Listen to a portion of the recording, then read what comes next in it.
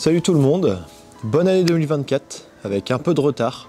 On est toujours dans le mois de janvier. Dans cette vidéo, je vais vous parler de mes projets 2024.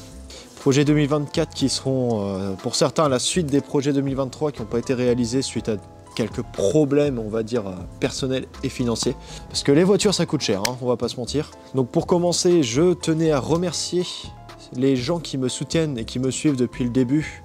Même si le début c'était il y a 6 mois, je tiens à remercier quand même les personnes qui sont présentes depuis mes premiers abonnés, les personnes qui m'ont aidé derrière la caméra à me cadrer comme ma fidèle caméraman et un ami à moi qui la remplace de temps en temps. Et je tiens aussi particulièrement à remercier Quentin qui se reconnaîtra à travers cette vidéo, pour lui de m'avoir aidé à acheter du matériel, de m'avoir offert surtout le fameux micro qui va avec la GoPro, une sorte de petit cadre, certains le reconnaîtront, c'est un peu le kit vlogueur de la GoPro 11. Et ben, merci Quentin, parce que grâce à toi, la qualité sonore de la vidéo va encore s'améliorer. C'est un de mes défauts, c'est le son.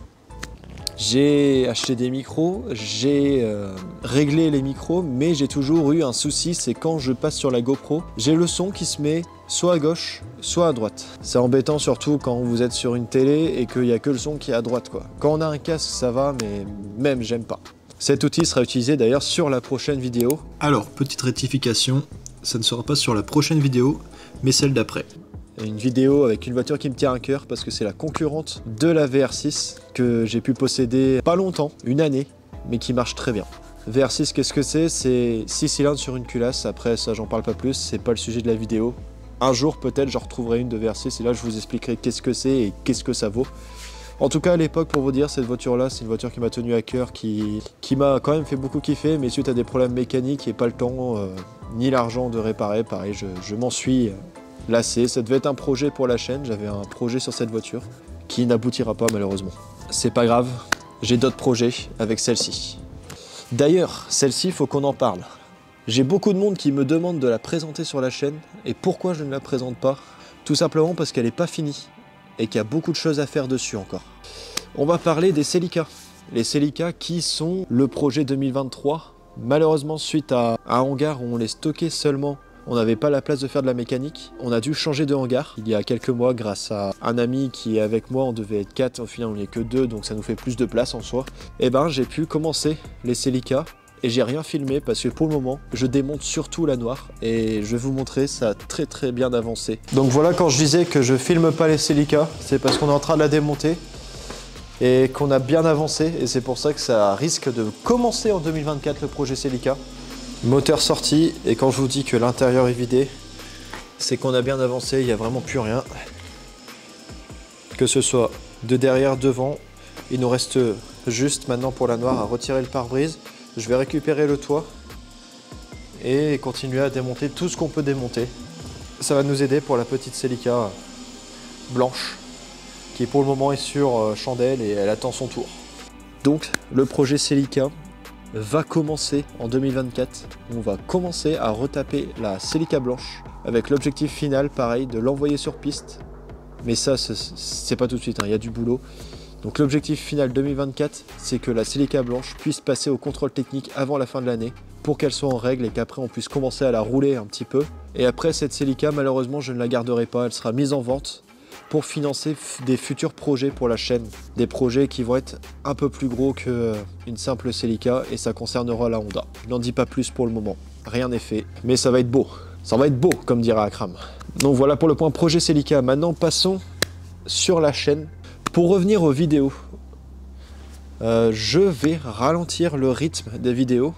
Quand j'ai débuté sur YouTube, je faisais une vidéo tous les 2 semaines. Mais avec le travail, malheureusement, je travaille le week-end aussi.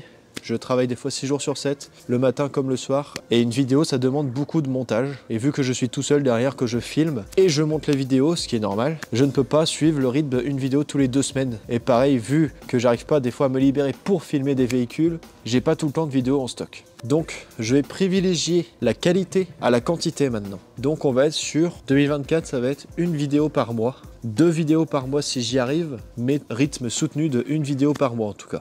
Que dire de plus pour l'année 2024, à part vous remercier de me suivre et d'être actif sur les vidéos, de me donner des retours positifs, des conseils ou des choses que vous voulez voir. J'ai eu beaucoup de messages et particulièrement j'aimerais parler d'une vidéo qui a eu des retours négatifs. Comme tout le monde, hein, on a du positif mais il y a aussi du négatif. Je parle bien sûr de la vidéo de la Hyundai Coupé où j'ai eu des mauvais retours sur cette vidéo suite à de mauvaises sources où j'ai dit des bêtises, hein. Ça peut arriver. Après quand j'ai dit des bêtises, c'est sur la Hyundai Coupé. Parce que l'histoire de la légende du châssis Porsche a été confirmée, même si c'est pas Porsche qui a fait le châssis, mais ils ont vraiment aidé à la conception du châssis. Suite à cette vidéo, j'ai eu beaucoup de commentaires et beaucoup de personnes qui sont venues m'envoyer des messages pour rectifier les erreurs. Donc c'est ça que j'aime bien dans ma communauté, c'est que les gens n'hésitent pas à me dire quand ça va pas et quand ça va. Et quand ça va pas, ils disent ce qui va pas et me donnent des conseils et des sources pour moi après potentiellement retourner une vidéo sur ce modèle-là en corrigeant mes erreurs.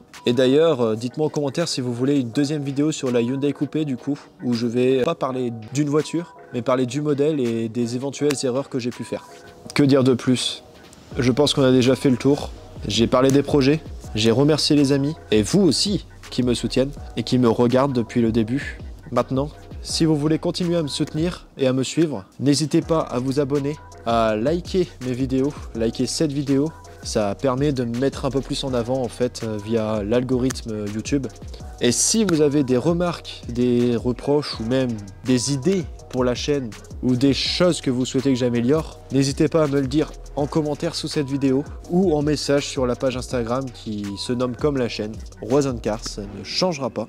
Donc si vous avez des modèles sportifs que vous souhaitez que je présente, n'hésitez pas à m'envoyer un message pour qu'on fasse un éventuel tournage ensemble et ça permettrait de parler de votre voiture et moi aussi ça me permettrait de faire du contenu sur la chaîne et du contenu que les gens apprécient et qui vont me pousser à continuer la chaîne pour pouvoir aboutir les projets que j'ai sur les voitures. Et puis moi personnellement, ça me fait kiffer de vous partager mes projets voitures, même si je ne suis qu'une petite fourmi dans la fourmilière des présentateurs de véhicules sur YouTube, j'ai envie de dire. Mais on va tenir parce que moi je le fais pas pour être dans la concurrence avec d'autres youtubeurs. Mais moi je le fais pour que la passion reste en nous, la passion automobile qui est en train de se démolir petit à petit à cause de certaines lois qui passent, comme la loi 2035 sur les voitures électriques, certains normes de pollution. Et attention, je ne mets pas tout le monde dans le même bateau, mais je dirais surtout les débordements qu'il y a sur les lieux privés ou les lieux publics non autorisés, comme les rassemblements qu'on peut vous proposer à vous pour partager la passion et vous qui êtes là à faire des rupteurs en continu et à faire de la glisse ou des burns. Malheureusement, je vais peut-être être critiqué pour mes phrases, mais là, ce que je dis, je le pense. Faudrait vous calmer parce que tout ce qu'on va gagner à ça, c'est qu'on n'aura plus le droit de sortir nos véhicules et on n'aura plus le droit de se regrouper sans qu'on ait des amendes ou les flics qui nous suivent et je pense qu'on aime tous Need for Speed, qu'on aimerait bien que ça reste un jeu et que ce ne soit pas dans la vraie vie. Pas en France en tout cas, parce qu'on est tracé. Et certains véhicules en 2023, comme la fameuse BMW E36 jaune, qui a été démolie suite à une vidéo de drift qui a été divulguée sur Internet. Et je pense que vous ne voulez pas voir votre passion se détruire comme ça. Je dis ça parce que je fais suite à la vidéo du Rasso Fougère Multimarque, où malheureusement après ma vidéo, ce groupe de Rasso s'est fermé complètement au public et s'est privatisé sur des petits modèles maintenant, enfin des gros modèles mais je veux dire en petite communauté maintenant. Et malheureusement les Rasso publics vont être arrêtés à cause des débordements. Moi si j'ai fait cette chaîne YouTube, c'est pour entretenir la passion et pas pour la détruire.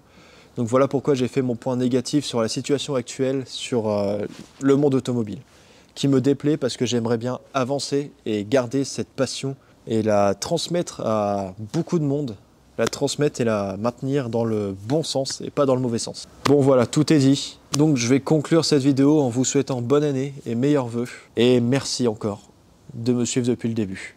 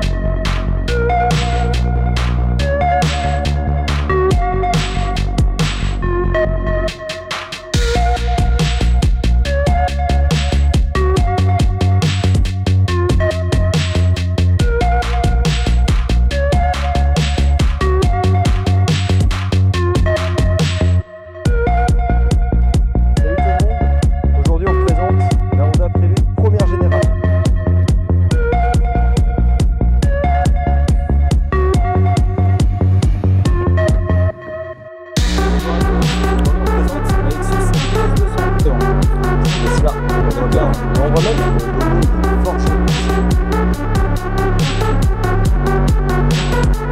on présente le 30.